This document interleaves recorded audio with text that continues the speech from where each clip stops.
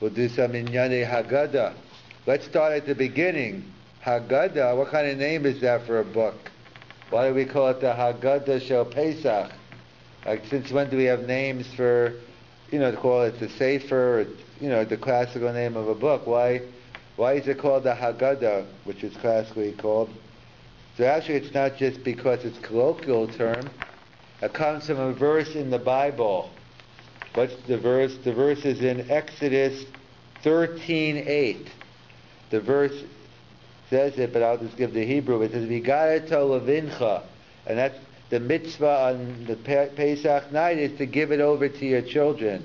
But it says "v'gareta," not the normal Marta. Normally it could have said, "You shall tell them," "You shall say to them," but that's a different language. V'gareta. So v'gareta means you should demonstrate, and that's the first lesson we begin the night with.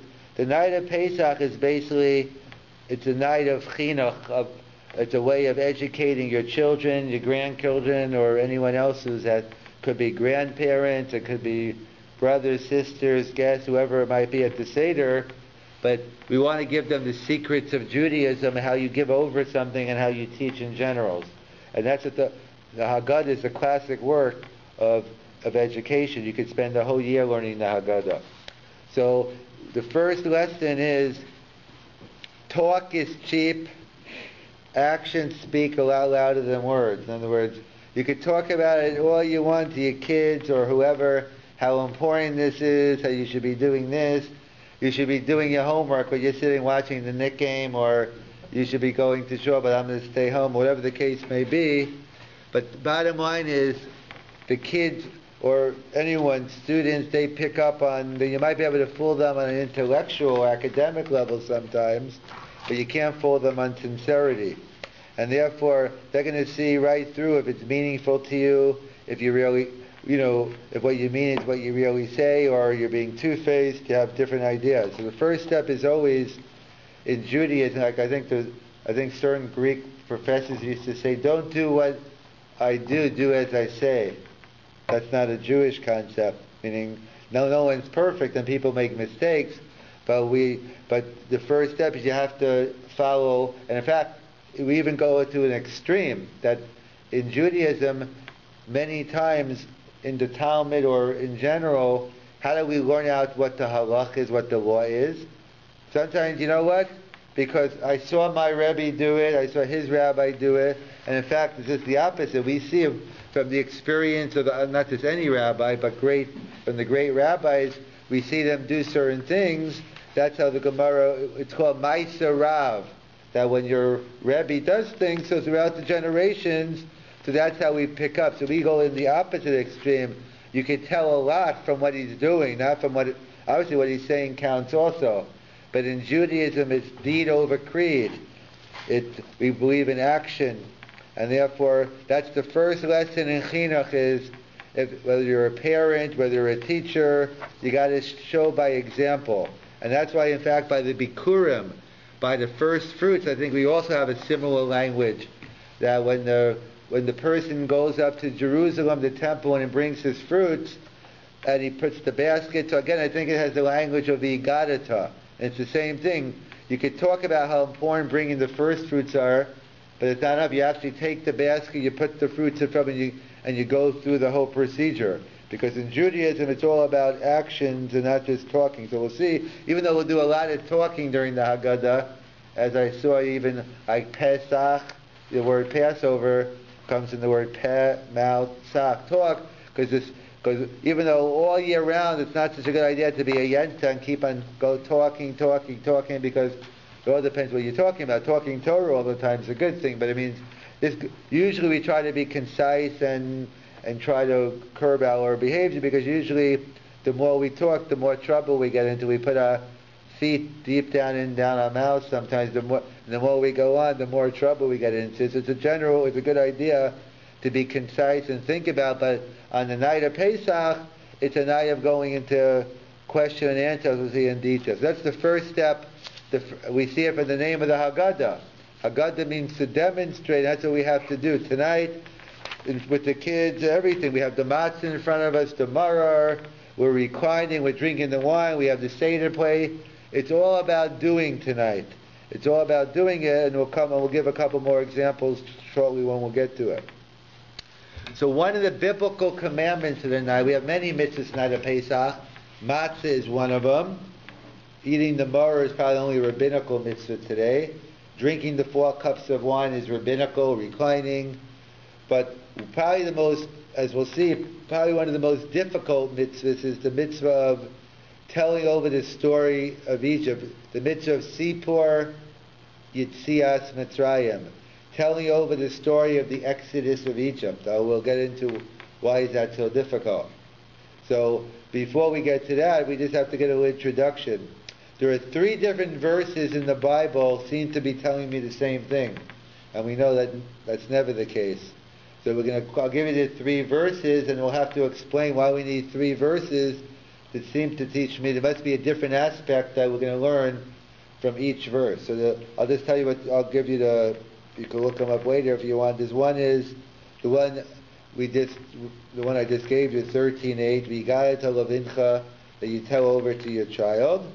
There's another one in Exodus 5 verses before, 13:3, Zochar es hayom hazeh, remember this day every year in which you went free from Egypt, etc. So again, another verse about remembering the Exodus from Egypt. And a third verse in Deuteronomy 16:3. This we say we'll get to every night, every morning and every night in prayers, that you shall remember the day of your going out of Egypt all the days of your life. So we have 3 verses in the Bible that seems to tell me about the mitzvah of remembering the Exodus from Egypt. What do we need 3 verses? Obviously each verse is going to tell us something different about the night of Passover. So we'll go in reverse order. We'll begin with the pasuk I just ended off with, the verse of 16:3 in Deuteronomy. The one we say every day is the Mishnah. It's in the Haggada itself. In fact, if you could look, no, you don't have Haggada, but it's in the Haggada. Pretty much in the beginning, it's Amar Rabbi Elazar ben Azariah. Rabbi Elazar ben Azariah said, Hare ani keven shivim shana. Here I am a man of 70, I'll just read it in English. Here I am a man of 70 years, yet I did not understand why the story of the departure from Egypt should be told at night. In other words, basically, every day of the year we do it, but I didn't know why I'm doing it at night. Until Ben Zoma explained it to me. The Bible commands us saying that you remember the days of your going out from Egypt all the days of your life. So what does it mean? All, just say the days of your life. What's all the days of your life? So Ben Zoma said the days of your life means the days. All the days comes to include the nights as well. So we learn out from it says, well, Kol Yemei, all the days that includes day and night. And the rabbis disagree with Ben Zoma and say, no, all the days isn't telling me night, but it includes the time of the Mashiach, the time of the Messiah. That not only now do we have a commandment to remember the Exodus from Egypt, but even when the Messiah comes, we're still going to have. So that's what we're going to be reading the Haggada. So that's what we read. We read it every day. We read this twice a day in davening. So what do we learn out from this verse of Laman Tizkor? So we learn out that, and because what is the word Zachar? Because let's say Kiddush, the mitzvah of Kiddush, as we'll see Friday night, it also has the word Zachar.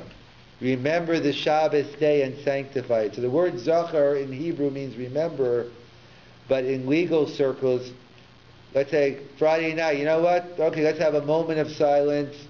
Let's think about Shabbos. It might be a good idea to do anyway, in addition to actually saying it.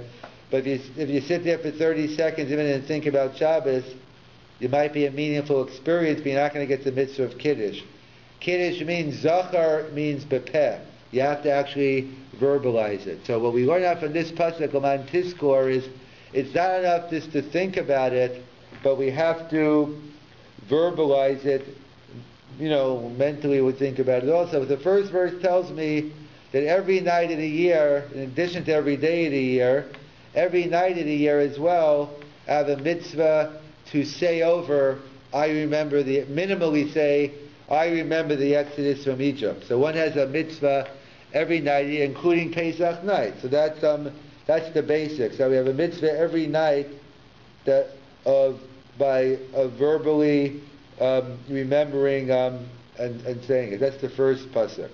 The second verse in Exodus 13:3. So there the Rambam, I'll read you what he says. The Rambam writes, it is a positive commandment of the Torah to relate on the night of the 15th day of Nisan, which is Pesach, the miracles and the wonders which were done for our forefathers in Egypt. As it says, remember this day when you left Egypt, just as it is written, remember the Shabbos day and keep it always. The Rambam is connecting the mitzvah of remembering the Exodus to the mitzvah of Shabbos. So what's the connection? Why does the Rambam connect the mitzvah of remembering on Shabbos to remembering the Exodus from Egypt? So this is the second stage. The first stage of the mitzvah is you have to actually verbalize it. The second stage is it's not enough. As we all know, what do we do on Shabbos? On Shabbos, 6 days a week we work. People forget that's a mitzvah also. 6 days a week we work, and the 7th day we rest. By work I don't mean, as I say, I know there are many people who get big paychecks and don't do much good for society. I know a lot of people who do a lot of good in the paychecks. I don't mean work in terms of size of your paycheck. I mean work doing creative things and doing meaningful things for society. So 6 days a week we do the classical work. On the 7th day we rest. So what do? It's not enough. If we just made Kiddush and went ahead and desecrated the Shabbos, we're not really fully fulfilling the mitzvah of Kiddush. The point of Kiddush is not enough to, as we said, talk is cheap. You can't just say, oh yeah, you know what, God created the world in 6 days and rested on the 7th, and then you just go out and desecrate Shabbos. So a second aspect of it's not enough just to talk about it, but we need the experiential. We rest, we keep Shabbos, and Pesach night as well. It's not enough just to tell your kids, you know what, there's matzah, there's marah, there's the 4 cups of wine. That's not enough. You have to actually do it yourself. As we said, you have to do the experiential. So we, in front of our children, grandchildren, everyone, we read Haggada, we eat the matzah, we drink the wine, etc. That's the second level. The second level is the experiential. So we have the verbal recollection, we have the experiential. There must be something else. The third verse, or the first one we mentioned, 13a, the Haggada to Levincha. Apparently, it's not enough to tell your child. It's not enough even to share the experience with him. But it's a third level is it has to be given over to your child, to the next generation. It's not enough that he's sitting here today, right now, tonight, having a Seder. But you have to ensure the next generation, the grandkids, the great-grand, they're also going to be having a Seder. 10 years from now, 50 years from now, 100 years from now. It's the third level, and that's what we see. Pesach night is a family event. Judaism is very big into family events, because family events are, that's what we do everything. We have Shabbos meals, Yom Tov, and we know that's all part of developing a relationship and giving it over. But there's a special, on Pesach, we even find on a biblical level, they brought the Paschal lamb. Who got to eat in the Paschal lamb? You had to have pre-designated groups. And usually family members, you said how many people were eating in the group and you ate the Paschal lamb together. What do? We have Manashtana, whether it's Yiddish, Spanish, English. Typically the youngest one does it, but anyone, we all do it. It's a matter of getting the children involved, the afikomen, hiding the afikomen, and the kids looking for it, or whichever custom you have, you hiding it, the kids looking, or the kids hiding it and you finding it. Doesn't make a difference. The point being is the involvement of the children, and especially in Sephardi homes where they even do more acting out. They take the matzah, they put it over their shoulders like they're leaving Mitzrayim. They throw stuff during the makkos, like the white marshmallows, during the mini ones during Hiyal, etc.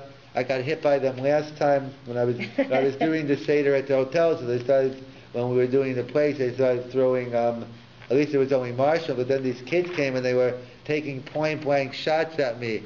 I went for cover right away. I know to bring a helmet this year, but either way, the point being is that there's a third element. It's not enough just to talk about it. It's not enough even to do the experiential, but you have to actually make sure that you're going to give it over to the next generation. In fact, that's what the three verses you could say refer to. One verse is on the past, the L'man Tizkor. You always have to remember the past. It's critical to learn from past mistakes and learn from history. You have the second pasuk, Zocher Yom Hazeh, the present. We have to live in reality. We can't just live in a dream world reminiscent about back in the day. We have to live with the reality we have today. And thirdly, we got to levincha. We always have to have a look to the future. So it covers all. That's what the Haggada is all about. It's to bridge the last generation, your grandparents, your great-parents, and to your grandkids who eventually will have their own Seder. And in fact, there's a beautiful explanation from one of the Lubavitcher Rebbes. It's a famous one. I don't know if it's the original one. He says everyone has different explanations on what the four sons, the four children represent. So, when we get to it this week, next week, maybe we'll give some other ones, but I'll give you over the one from the Lubavitcher Rebbe. So he says as follows, that we know who are the four children: the Chacham, the wise person; the Rasha, the wicked person; the Tam, the simple child who doesn't know how to ask, or simple child who doesn't say anything; and then the She'eno de Elisha, the one who can't ask. We have four different children. So he claims those are the four generations of the Jews when they came over. So he means from Europe. So he says like this: who's the Chacham? Who's the wise one? That's the grandfather, the one who was the very observant Jew who came over from Europe, steeped in piety. Whether he had his payas and black hair, that's irrelevant. He was someone who was shomer mitzvahs, and he kept the Jewish traditions. So that's the Chacham. But what happened when his son came over to America, or perhaps Canada as well, and basically on the way over on the boat, they took the tefillin and threw it away into the water.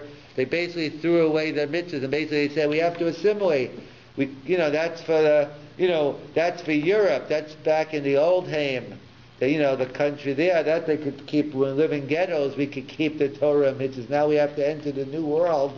We got to get modern, and now forget the Torah and let's go on to society. That was the son. That's the Rasha.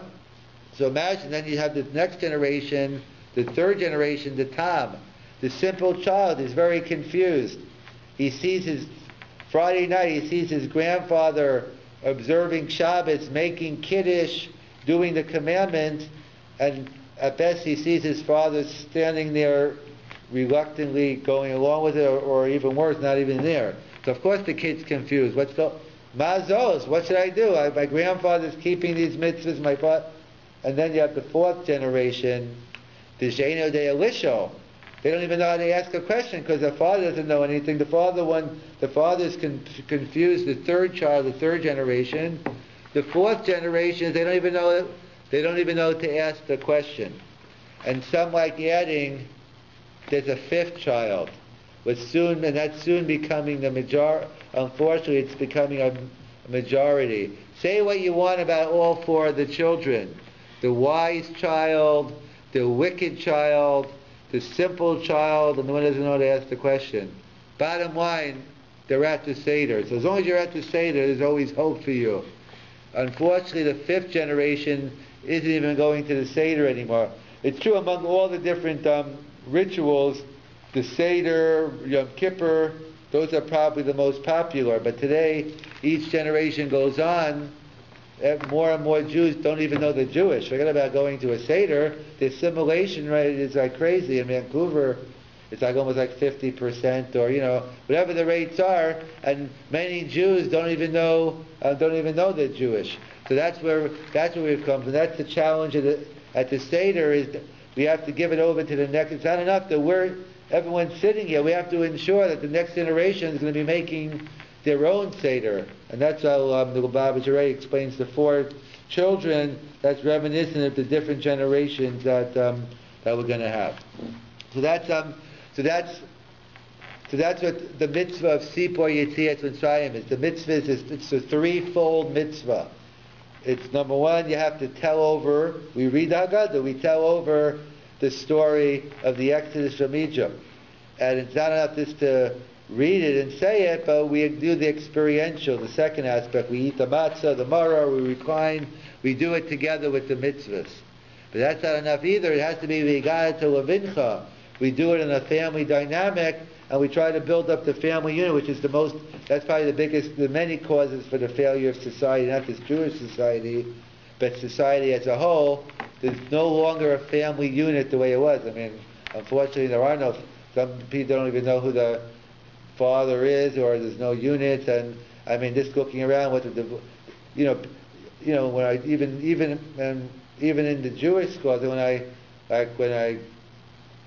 when I was teaching here, even I was like 5th or 6th grade, I knew right away. I basically, especially with younger kids, after the first couple of days, it didn't take me long to figure out which kids come from the broken homes. I mean, it's just so evident.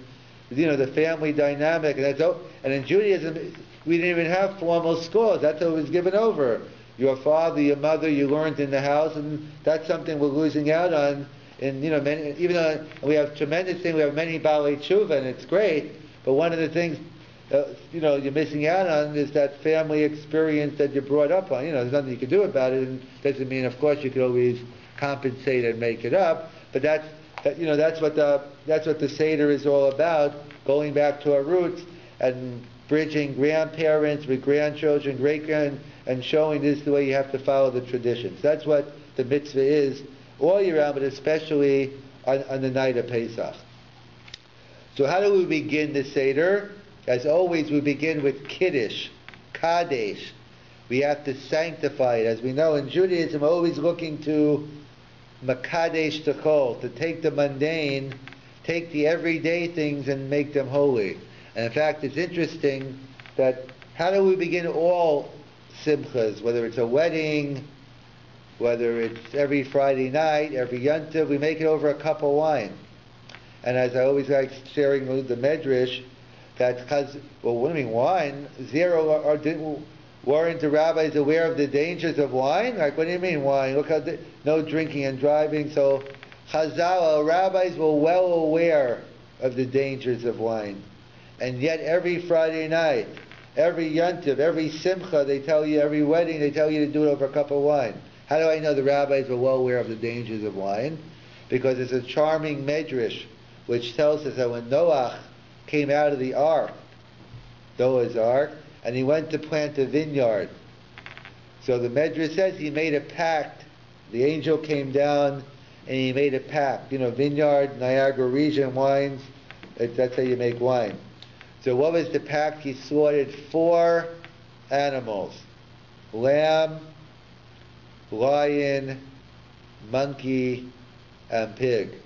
So the obvious question, why specifically those 4 animals, and why in that order? So the rabbis tell us, because what happens when you drink a little bit to the excess? You become as sleepy as a lamb. You drink a little more to the excess, you become as fearless as a lion. You drink a little more to the excess, you start jumping around like a monkey. And you drink totally to the excess, you start acting like a pig, vomiting, throwing up, cursing, the works. So the rabbis were well aware of the dangers of wine. And that's why he says, why is wine red? So the rabbi said, because either it can lead to bloodshed, a person can do things when they're drunk that they never would do ordinarily, and also you turn red. A person's embarrassed when they found out what they did while they were drunk. So the rabbis were well aware of the dangers of wine, and yet every Friday night, every yontif, they tell us to make it over wine, because that's the job of Judaism, is to take the mundane, take the everyday things, and make it holy. And that's why, in fact, that we have, after 120 years, when you go up to the heavenly courts, there'll be many questions. This won't be the only one, but one of them will be, did you enjoy all the tremendous gifts God gave us? Did you go to Niagara Falls, Swiss Alps, or wherever, the Grand Canyon, or wherever places, near you live? Did you appreciate the good food, the rib steaks, the beef tenderloin, the Miami ribs, whatever foods you might add, or the vegetarians, or whatever other food you like? Because why? Because in Judaism it's all about taking the wine. So people make the mistake. If someone is down and depressed and they drink wine or they drink beer, whatever they drink, that type of drinking will lead to helpless abandon. That's just going to be more depressed. But if you use wine in order to increase the simcha, that's what we say is, no, you're happy before, but you're taking the wine now and you're using it to become even happier. To be, in fact, it has a calming influence. In fact, that's why the rabbis tell us one of the purposes of wine is why wine was created was to comfort the mourner. It's a serious time, a person has to lighten up, not lighten up and get drunk, but you want to, it's a lot of stress and everything, and there's nothing wrong with having a little, I wouldn't call it a l'chaim, but you're allowed to have, before the burial you can't have meat or wine, but afterwards, that's, in fact, the contrast is, where does it come from saying l'chaim? So there are many different places, maybe we'll get into it more next week, but one example of where does it come that when we have a cup of wine or a schnapps, we have been screams out l'chaim, l'chaim. Where does it come from? So there's many sources, but one source I'll share right now is the Gemara in Sanhedrin. When the basin says, after deliberation, everything, you're liable to capital punishment. So in Judaism, once you give the Pesach, once you give the verdict, you can't just keep the person. You got to take him out right away and kill the person, because the mental anguish is even worse than the actual knowing that the pain he'll have to suffer, knowing that his time is going to be, okay, we're killing you, but we'll put you on death row for a month, or whatever, it's going to be 2 years, or you can think about how we're going to kill you, whatever you're thinking about. But in fact, that's what I remember when I went to Alcatraz, the season finale tonight, it was that arrived. They're not sure if there'll be another season. But either way, Alcatraz I know, not from the show, but I know I went to California, and I went to Frisco a couple of times. And one of the times I went, one time I took the bull ride around Alcatraz. The second time I actually went in. It was a trip. So and different ones they take. I guess today they probably have like iPods, I assume, but they used to have Walkmans, and you go in with the things over. And they do the whole thing. They take you go into the jail and then they lock you in. Well, that's sick. But the bottom line is, so they were interviewing different prisoners, inmates, and they said, so what was the worst part about Alcatraz? And Alcatraz was closed down, 62, 63, because they weren't known, let's say, for the gentle treatment of the criminals. That's one of the reasons they closed down, because they were abusing the criminal, and all those type of things. So you expect, what was the worst thing? Oh, they beat me up every day, they tortured me, and I'm sure some did say that. But the one that I remember most is one of the persons, you know what the hardest part of being in Alcatraz was? Alcatraz is, I don't know, a couple of miles off the coast from Frisco. He said on a nice, clear day, you could see from Alcatraz the shores of Frisco. And you could hear, on the sea, or here, you see the kids running around, people playing on the beach, not a worry in the world, and I know I'm stuck in the hole in Alcatraz and I'm never getting out. That was probably the most, the mental anguish. So in Judaism we recognize mental anguish is just as serious as physical pain. And when someone has, psychological pain, we take that into account. And the same way, if it's a danger to one's life physically, we suspend different laws. So to of course, it's much harder, to pick up on the cycle, what they are, but whenever we determine they are, physical pain is much more blatant. You see someone got hit by a car, and they're bleeding, and it's clearly a danger, you get in, you take them to the hospital. When, psychologically, it's true, but this harder to know when it is. So that's what so the rabbis were well aware of the dangers of wine and also the plus of wine, but they realized the danger of mental. Imagine the scene. A person knows he's dying and he's going to have to sit around waiting. So even on the whole procedure is not so long. You go from the core right to the place when you're killed, but they used to give the person a little drink and a couple and some spices, drugs.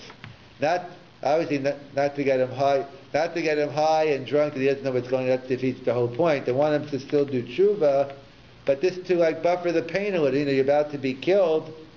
Not that it wasn't coming to you, but nevertheless, and therefore have a little drink. So therefore we say when we drink on a Shabbos, a schnapps or at a simcha, we drink. So we say l'chaim, in contrast to the one who's going to the capital punishment. That was l'mavis. That's one explanation. There are many others, but I brought it up because that's the mental anguish, and that's about Alcatraz and that. And therefore we see it's very important that we take into all account. So therefore Chazal are well aware of the dangers of wine, yet every Friday night, every Yontif, because that's the whole purpose of Judaism, is to take from the physical world and use it for spiritual purposes. And that's the whole concept. And that's why we don't shy away from things. And they're not contradictory. We're supposed to take the wine and use it. And that's why everything really is holy. It's just it's the holy and not yet holy. It's just a lower level. So we call it holy. And in fact, that's what we do every Shabbos. What do we do at the end of Shabbos? We say, Hamavdil ben Kodesh l'chol. We separate holiness from chol. Now Shabbos is over. We're going back to weekday. So that's what we do. Interesting what we do this year on Pesach, because it goes from Shabbos to Yontif. So we're going to say in the Havdalah, Hamavdil ben Kodesh l'Kodesh. God who separates holiness from holiness. So what does that mean, holy God? Why didn't God just make one why didn't God just make one level of holiness, one level of chol, and just separate? What's this different? We find in halacha the different levels. The Torah scroll has one level, the tefillin, the phylacteries have another level, mezuzah, the different levels. Why didn't God make it simple? One level, it's holy or it's not holy. What's these different levels of holiness? So Rav Selevan used to always say, because it's easy, or I should say it's easier, when you have to make choices between good and evil.